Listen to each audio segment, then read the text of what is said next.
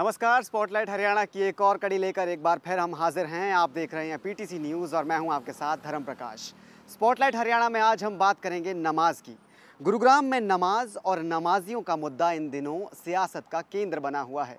खुले में नमाज पढ़ने पर इन दिनों चर्चाएं हो रही हैं और इस चर्चा की शुरुआत 20 अप्रैल से वजीराबाद से शुरू हुई थी, क्योंकि वजीराबाद में उस दिन कुछ ऐसा हुआ जिसके बाद खुले में नमाज पढ़ने का मुद्दा हरियाणा की सियासत में सेंट्रल टॉकिंग पॉइंट बन गया था। आज स्पॉटलाइट हरियाणा की ये पहली रिपोर्ट गुरुग्राम में खुले में नमाज पढ़ने के इसी सियासी मुद्दे को लेकर।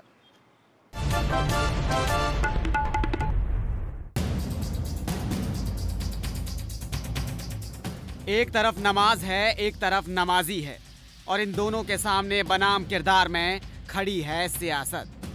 हरियाणा की सियासत में इन दिनों गुरुग्राम के मुसलमान सेंट्रल टॉकिंग पॉइंट बने हुए हैं। 20 अप्रैल को वजीराबाद में एक घटना हुई और पूरे हरियाणा में मुस्लिमों की नमाज को लेकर चर्चाएं शुरू हो गई। दरअसल गुरुग्राम के वजीराबाद में 20 अप्रैल को कुछ हिंदूवादी संगठनों ने खूब हंगामा किया। खुले में नमाज पढ़ रहे मुसलमानों को खदेड़ दिया गया और प्रशासन को चेतावनी दी गई कि मुसलमानों के खुले और सार्वजनिक स्थानों पर नमाज पढ़ने पर बैन लगा दिया जाए। हालात बिगड़ने लगे तो प्रशासन ने हिंदूवादी संगठनों की एक बैठक बुलाई और मांग ये की गई कि गुरुग्राम में सिर्फ 5 जगहें ऐसी हों जहां नमाज पढ़ी जाए और 5 जगहें मंदिरों के 2 किलोमीटर के दायरे से बाहर होनी चाहिए। अब हिंदू संगठनों ने मांग की तो वक्फ बोर्ड भी फ्रंट फुट पर आ गया। वक्फ बोर्ड ने दावा किया कि गुरुग्राम में बोर्ड की 19 जमीनों पर अवैध कब्जे किए गए हैं और प्रशासन पहले इन कब्जों को हटाए, फिर नमाज पढ़ने की जगहों पर बात करे। से 10-12 साल हो रहा है। कब से नमाज पढ़ते थे आप लोग? हम लोग तो आज 9 साल हो रहा है। अच्छा, कितने की संख्या में लोग यहाँ नमाज पढ़ते थे? 500 तो आराम से 500 हो जाते हैं। आप लोग मस्जिद में नमाज क्यों नहीं पढ़ते हो? नमाज मस्जिद है ही नहीं तो नमाज कहाँ पर हुई? हम लोग तो परदेश में आया ऐसे झुग्गी झुपड़ी में रहने वाला। हमारा कहाँ है यहाँ जगह है नमाज पढ़ने का? मस्जिद है कहाँ आसपास कोई जगह मस्जिद नहीं है। आप लोग को तो पता है ही, आप तो ऐसे ही पूछ रहे हैं हम लोग से। अच्छा, रहने वाले कहाँ के आप? बंगाल का है हम लोग। कितने दिन से नमाज पढ़ रहे हैं? 4 साल से नमाज पढ़ रहा हूँ। अच्छा, आज फिर अब कहाँ पढ़ेंगे आप लोग नमाज? अब देखेगा कहाँ पढ़ना है। आज यहाँ बंद हो गया, फिर कल दूसरी जगह बंद हो जाएगा। ऐसी सिचुएशन चलते रहेगा। गुड़गांव में ऐसे ही बंद होता रहता है। गुड़गांव में मस्जिद भी है, वहाँ मस्जिद फिर इतना दूर से कैसे जाएगा? हम लोग ये भी सोचने वाली बात है। हम लोग मजदूर बंदा है। ये तो बात रही नमाजियों के दर्द की। अब लौटिए सियासत की तरफ। मामला हिंदू मुस्लिम का है तो राजनीति चुप कहां बैठती है। पहला बयान आया सीएम खट्टर का और खुलेआम सीएम ने माना कि खुले में नमाज नहीं होनी चाहिए। लॉ एंड ऑर्डर को मेंटेन करना हमारा फर्ज है, हम करेंगे।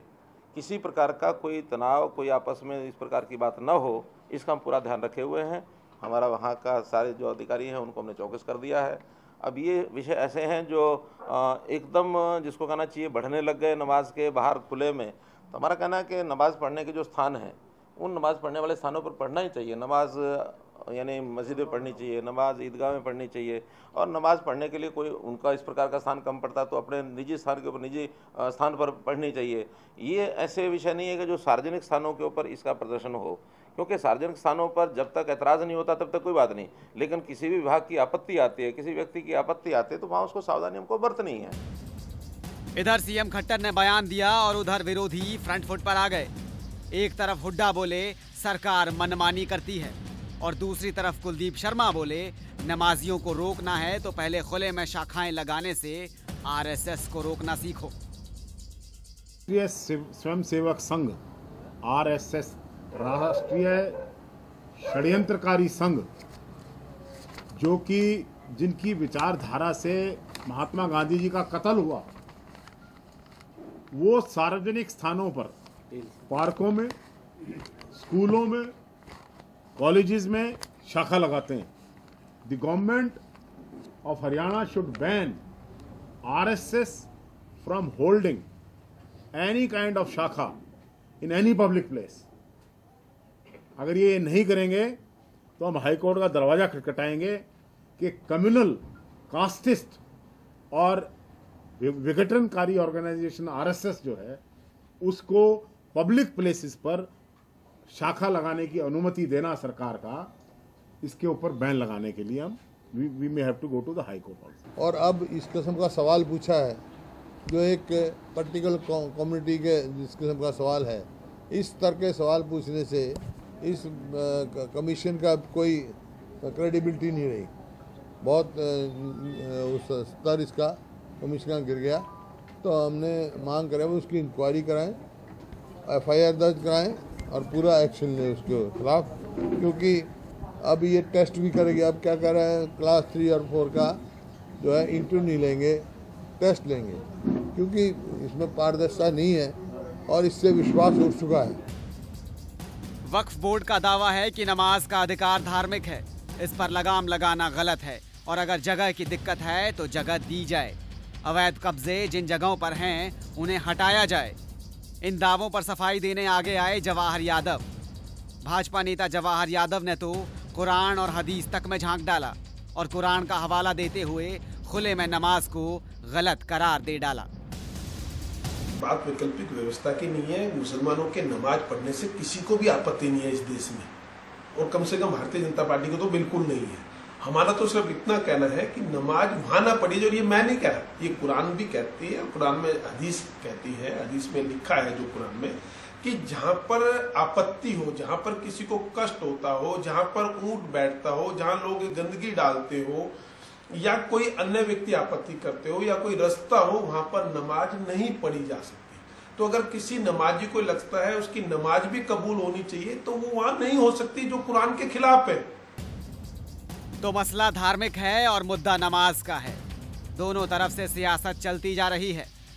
ताज़ा हालात ऐसे हैं जिसमें गुरुग्राम प्रशासन ने दावा किया है कि 19 में से सिर्फ 6 जगहों पर अवैध कब्जे हैं और इन्हें भी तुरंत हटा दिया जाएगा। लेकिन 13 ज़मीनें वक्फ बोर्ड की ऐसी हैं जहां कोई कब्जा नहीं किया गया है। उधर हिंदू संगठनों ने चेतावनी दी है कि जिला प्रशासन इन सब की सटीक व्यवस्था करे, लेकिन सियासी बयानबाजी वो दोनों तरफ से जारी है और इस बीच रमजान नजदीक आ रही है।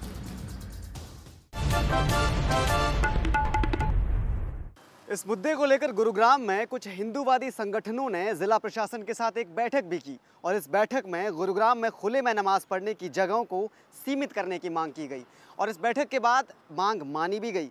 13 जगहें ऐसी हैं जिस पर जिला प्रशासन और हिंदूवादी संगठनों में सहमति बनी है, लेकिन वक्फ बोर्ड जो इस पूरे मामले को देखता है, पूरे मामले की देखरेख करता है, उसका इस बारे में क्या सोचना है। गुरुग्राम में हमारे संवाददाता नीरज वशिष्ठ ने वक्फ बोर्ड के अधिकारियों से खास बातचीत की है और उनका क्या पॉइंट ऑफ व्यू है, उनका क्या मत है, वो आपको इस बातचीत के जरिए सुनाते हैं। हमारे साथ हैं वक्फ बोर्ड के अधिकारी मिस्टर सलीम। उनसे बात करते हैं, उन जानते हैं कि ये विवाद आखिर है क्या और क्या लिस्ट थी जो कि जिला प्रशासन को उनकी तरफ से सौंपी गई थी। सलीम जी, क्या कहेंगे, ये आपने जो लिस्ट सौंपी थी वो क्या लिस्ट थी और कहाँ की जो ज़मीन थी वो जिन पर की कब्जा किया हुआ है?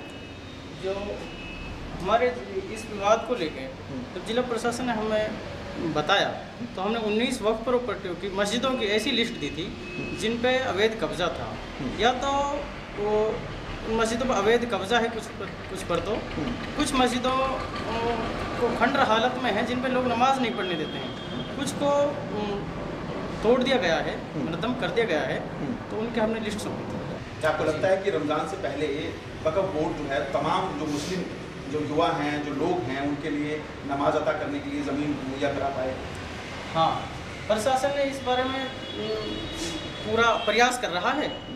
तो प्रशासन का ये था कि हम रमज़ान से पहले कोई ना कोई सोल्यूशन निकालेंगे, किसी को भी कोई दिक्कत ना हो, शांतिपूर्वक कोई समझौता। प्रशासन ने हमारी बात पूरी सुनी है, प्रशासन निकाल रहा है, करेगा इसको। तो ये थे हमारे साथ वक्फ बोर्ड के अधिकारी सलीम खान, जिनका साफ तौर से कहना था कि जिला प्रशासन उनकी लगातार बातें सुन रहा है और उनकी बातों को जो है वो तवज्जो दी जा रही है। जितनी जो अवैध कब्जे की ज़मीनें हैं उनको भी जो है वो रिलीज़ कराने की बात जो है जिला प्रशासन ज़रूर कह रहा है। फिलहाल एक ब्रेक का वक्त हो रहा है, लेकिन ब्रेक के बाद आपको सरकार का क्या पॉइंट ऑफ व्यू है उससे भी रूबरू करवाएंगे, क्योंकि सीएम खट्टर इस मुद्दे पर पहले ही एक बयान दे चुके हैं जिसे उन्होंने बाद में वापस भी ले लिया। लेकिन अब हरियाणा भाजपा के अध्यक्ष सुभाष बराला इस पूरे मुद्दे पर क्या सोचते हैं, नमाज, नमाजी या फिर इस पूरी सियासत को लेकर उनकी क्या राय है, इस पर सुभाष बराला से खास बातचीत की गई है और वो पूरी बातचीत आपको दिखाएंगे इस छोटे से ब्रेक के बाद। ब्रेक के बाद एक बार फिर आपका स्वागत है। ब्रेक से पहले इस एपिसोड की पहली रिपोर्ट में हमने आपको दिखाया कि किस तरह से ये मुद्दा सियासी होता जा रहा है। कुलदीप शर्मा और भूपेंद्र सिंह हुड्डा ने सरकार पर इसे लेकर कैसे हमला बोला। कुलदीप शर्मा ने तो आरएसएस तक पर हमला बोल डाला था, लेकिन भाजपा के हरियाणा के अध्यक्ष सुभाष बराला इस पूरे मसले को कैसे देखते हैं। सुभाष बराला के मुताबिक इस पूरे विवाद का समाधान क्या होना चाहिए, इसे लेकर पीटीसी न्यूज़ संवाददाता संजय मल्होत्रा ने सुभाष बराला से खास बातचीत की है। पहले आपको वो बातचीत सुनाते हैं। मुसलमानों को सार्वजनिक स्थानों पर नमाज पढ़नी चाहिए या सिर्फ मस्जिदों में पढ़नी चाहिए, ये मामला जो है इस पूरा हफ्ता जो है विवादों में रहा। हालांकि अब लगभग इस मामले को सुलझा लिया गया है। स्थानीय प्रशासन जो गुरुग्राम का है उसने इस मामले को काफ़ी हद तक सुलझा लिया है। लेकिन ये पूरा मामला क्यों उठा, ये विवाद इस तरह के क्यों पैदा होते हैं, इस पर बातचीत करने के लिए इस समय हमारे साथ मौजूद हैं हरियाणा के भारतीय जनता पार्टी के प्रदेश अध्यक्ष सुभाष बराला। बराला साहब, अक्सर ये देखा गया है जब से आपकी सरकार आई है, हालांकि पहले भी विवाद तो होते ही रहे हैं, लेकिन अब काफ़ी उछाल में आ जाते हैं। पहले जैसे मुख्यमंत्री जी ने बीफ को लेकर बयान दिया, तब वो काफ़ी मामला उछला। अब ये नमाज का मसला है, ये भी काफ़ी विवादों में रहा। क्या वजह है कि इस तरह के जो ख़ासतौर पर मुस्लिम समुदाय के साथ इस तरह के टकराव की स्थितियाँ बनती रहती हैं? देखिए, इस प्रकार की स्थिति किसी भी प्रकार से किसी भी प्रदेश के लिए और उसके भाईचारे के लिए ठीक नहीं की जा सकती, ठीक बिल्कुल भी नहीं कही जा सकती। लेकिन एक बात का हमें ध्यान करना पड़ेगा, हमारा संविधान जहां हमें हमारे अधिकार देता है, हमारी आज़ादी देता है, उसके साथ साथ हमारे कुछ कर्तव्य भी देता है। हमारे देश के प्रति हमारा कर्तव्य है, समाज के प्रति हमारा कर्तव्य है, और ऐसा कोई भी काम कोई भी देश का नागरिक ना करे जिसके कारण से वो कहता है कि मेरी आज़ादी के कारण से दूसरे के किसी भी काम में कोई दखल हो, कोई व्यवधान हो। इसलिए मुख्यमंत्री जी ने केवल यही बात कही थी कि नमाज अदा करनी है तो इस प्रकार के सार्वजनिक स्थान, सड़कें, इस पे नहीं करके वो अपनी ईदगाह में करें या मस्जिद में करें। ये कहीं कोई गलत बात नहीं थी, ये बिल्कुल ठीक बात थी। वरना तो इस प्रकार से अगर एक दूसरे से के कंपटीशन में लोग लगेंगे, कल दूसरा, फिर तीसरा, फिर चौथा, तो फिर जनता के जो सहूलियतें हैं, जो सार्वजनिक स्थान है, जनता के उपयोग के लिए हैं, उसकी सहूलियत के लिए हैं, तो जनता फिर परेशान हो जाएगी। ये एक दूसरे का ख्याल रखना लोकतंत्र में बहुत ज़रूरी है, और इसी एंगल से मुख्यमंत्री जी ने बात कही जो किसी भी सूरत में गलत नहीं की। बिल्कुल ठीक बराला साहब, बात आपकी बिल्कुल ठीक है। मुख्यमंत्री जी ने भी जो भी कहा है वो ठीक कहा है। लेकिन गुड़गांव की अगर हम बात करें, गुरुग्राम की अगर हम बात करें, तो स्थिति ये है कि वहाँ पर जो माइग्रेशन काफ़ी ज़्यादा है, लोग बाहर से प्रवासी काफ़ी संख्या में आ गए हैं, जिसमें एक बहुत बड़ी आबादी जो है वो मुस्लिम समुदाय की भी है। लेकिन वहाँ पर जो मस्जिदें हैं या जो ईदगाहें हैं, उनकी संख्या जो है वो अपर्याप्त है। ये भी कहना है कि जो वक्फ की जो प्रॉपर्टीज़ हैं, उन प्रॉपर्टीज़ पर भी जो है वो कब्ज़ा किया गया है और उनका इस्तेमाल नहीं किया जा रहा है, जिसकी वजह मजबूरन उन्हें जो है सार्वजनिक स्थानों का सहारा लेना पड़ता है, और वो भी ख़ासतौर पर सिर्फ शुक्रवार के दिन ऐसा रहता है कि जब उन्हें इस तरह सड़कों के ऊपर और सार्वजनिक स्थानों पर आकर नमाज़ पढ़नी पड़ती है। देखिए, मुझे नहीं लगता कहीं कोई जगह की कोई कमी होगी, ये थोड़ा सा इच्छा शक्ति की कमी होती है। जगह आज कहीं भी देख लें आप, पूरे हरियाणा में, देश में, जहाँ जहाँ मुस्लिम आबादी रहती है वहाँ पर ईदगाह भी बनी हुई है और वहाँ मस्जिदें भी पर्याप्त मात्रा में बनी हुई हैं। तो केवल उसी का उपयोग करें, और उचित जगह का उपयोग करेंगे तो वो सबके लिए सुविधाजनक भी रहेगा, उनके लिए भी सुविधाजनक रहेगा। अब कहीं सड़क के ऊपर अगर कोई 50 लोग 100 लोग नमाज पढ़ते हैं तो वो खुद भी उनकी नमाज जो पढ़ते हैं, जो उनकी आस्था है, उसमें व्यवधान तो पड़ता ही है ना। वहाँ पर सार्वजनिक स्थान के ऊपर कोई गाड़ियाँ आ रही हैं, कोई लोग आ रहे हैं, तो उनके लिए भी वही बात है, उनको भी इस बात का तो ध्यान करना चाहिए, अपनी सुविधा का तो उनको भी ध्यान कर लेना चाहिए। कोई दूसरा करे वो अलग बात है। और जहाँ तक कब्जों की बात है तो किसी भी सूरत में, चाहे वो वक्फ बोर्ड की ज़मीन है या कहीं कोई दूसरे धर्मस्थल की कोई ज़मीन है जी, उसके ऊपर किसी भी सूरत में किसी का कब्जा नहीं होना चाहिए। अगर वक्फ की कोई ज़मीन, अगर उसके ऊपर कोई मस्जिद या वहाँ पे नमाज अदा करने के लिए कोई जगह बनाई हुई है, उसके ऊपर कोई सार्वजनिक रूप से कोई कब्जा उसके ऊपर ना करे, या कहीं कोई जगह कोई मंदिर की है, कोई इस प्रकार के धर्मस्थल की कोई जगह है, तो उसके ऊपर कोई कब्जा करे किसी भी प्रकार से कोई उचित नहीं ठहरा जा सकता। चाहे वो धर्म स्थान हिंदू समाज का है या मुस्लिम समाज का है या किसी दूसरे समाज का है, किसी भी प्रकार से ठीक नहीं उसको ठहरा जा सकता। आपकी सरकार ये इंश्योर करेगी कि इस तरह के जो अगर कब्जे हैं, अगर आपकी संज्ञान में आपके लाए जाते हैं, तो आपकी सरकार जो है उसमें एक्टिवली काम करते हुए उनको रिस्टोर करने की कोशिश करेगी? देखिए, निश्चित रूप से किसी भी उसका धर्मस्थल के किसी भी हिस्से के ऊपर कहीं किसी ने कोई कब्जा किया है तो निश्चित रूप से अगर सरकार के संज्ञान में कोई बातें आएगी तो सरकार उसके ऊपर एक्शन लेगी, इसमें कोई दो राय नहीं है। और एक और चीज़ बराड़ साहब मैं आपसे पूछना चाह रहा था कि ये मामला सारा का सारा उठा जब कुछ संस्थाओं ने जो है इसको तूल देना शुरू किया और इसको लेकर जो है वहाँ पर नारेबाजी शुरू होगी और टकराव की स्थिति आ गई। तो ये जो विजिलेंटिज्म है, लोग स्वयं जो हैं वो एक तरह से एक स्थिति को अपने हाथ में लेने की कोशिश करते हैं और ये ट्रेंड जो है पिछले दिनों में काफ़ी देखने में आ रहा है। तो इसको लेकर आप क्या कहेंगे और इसको लेकर सरकार में कोई चिंता है इस बात को लेकर? देखिए, एक बात है सरकार के ध्यान में लेकर के आना या किसी को उसकी जिम्मेवारी का एहसास कराना, और दूसरी बात आती है कि कानून व्यवस्था अपने हाथ में लेना। इनमें अंतर है जी। अगर आप कोई गलत काम कर रहे हैं, अगर कोई दूसरा व्यक्ति आपको थोड़ा चेताता है या आप थोड़ा सा ये काम ना करिए तो इसमें कुछ भी गलत नहीं है। हाँ, अगर मैं आपके साथ कोई जोर ज़बरदस्ती करता हूँ तो निश्चित रूप में किसी भी रूप में वो बात ठीक नहीं ठहराई जा सकती। हाँ, अगर कहीं कोई इस प्रकार की परेशानी है तो शासन है, प्रशासन है, उसके ध्यान में व्यक्ति लेकर के आए और फिर प्रशासन अपना काम करेगा, वो भी काम करेगा।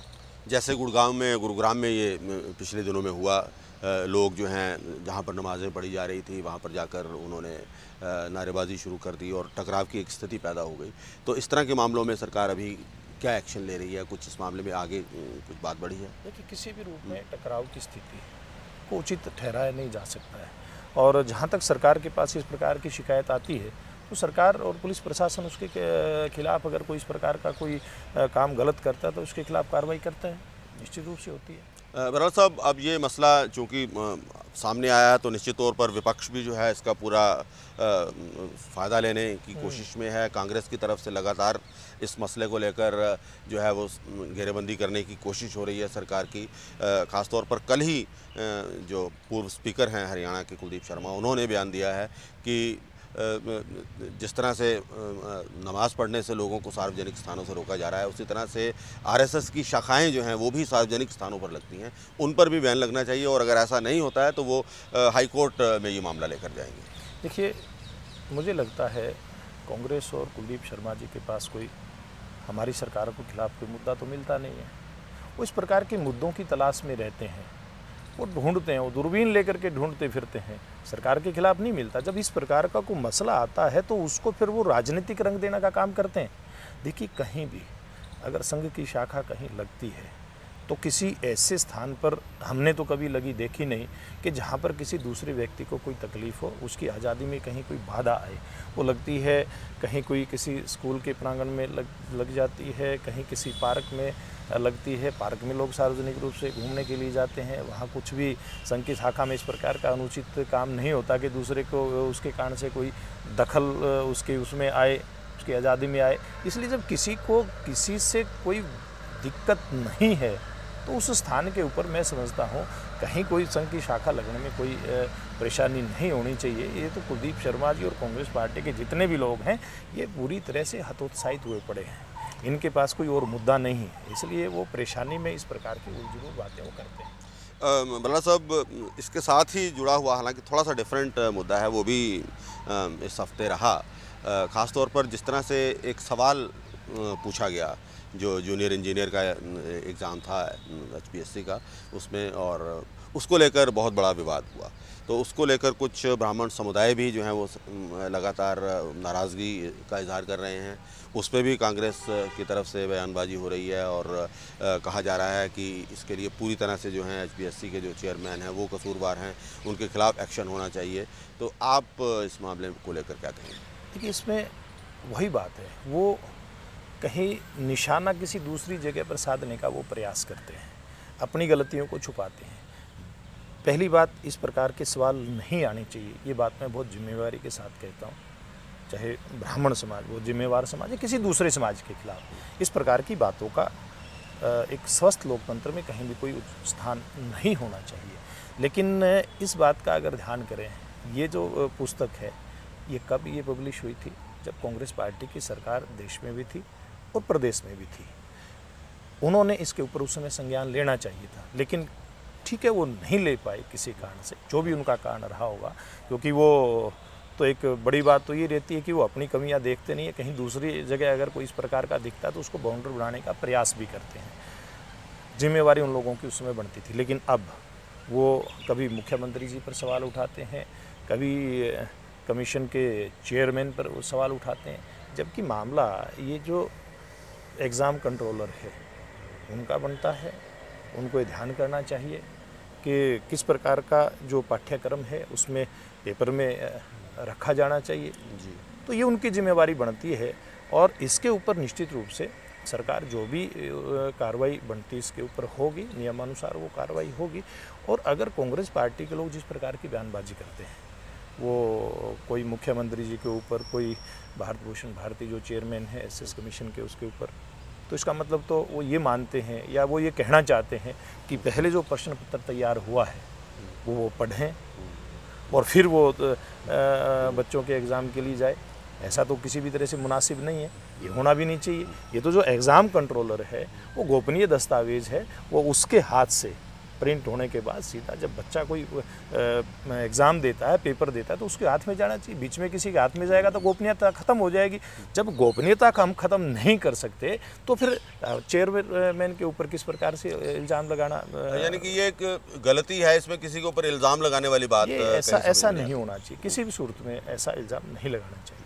बहुत बहुत धन्यवाद। तो ये थे सुभाष बराला, जिन्होंने आज न सिर्फ नमाज को लेकर जो विवाद है उस पर सवालों के जवाब दिए, बल्कि इसके साथ साथ जो कमीशन को लेकर जो विवाद चल रहा है उस पर भी उन्होंने हमारे सवालों के जवाब दिए। तो सुभाष बराला को आपने सुना, जिन्होंने साफ कहा कि खुले में नमाज पढ़ने से अगर वहाँ के लोगों को दिक्कत होती है तो फिर ऐसा नहीं किया जाना चाहिए। लेकिन फिर सवाल ये है कि आखिर मुसलमान करे तो क्या, क्योंकि गुरुग्राम में एक बड़ी तादाद मुस्लिमों की है और जगह इतनी है नहीं, तो फिर ये मसला सुलझना मुश्किल नज़र आ रहा है। हालांकि गुरुग्राम जिला प्रशासन का दावा है कि जल्दी ही विवाद सुलझा लिया जाएगा और जल्दी ही इस मसले का समाधान निकल कर आएगा। समाधान क्या होगा उससे भी आपको रूबरू करवाएंगे और इस मुद्दे के हर अपडेट से आपको रूबरू करवाते रहेंगे। आप लगातार बने रहिए PTC न्यूज़ के साथ। स्पॉटलाइट हरियाणा की आज की इस कड़ी में इतना ही। नमस्कार।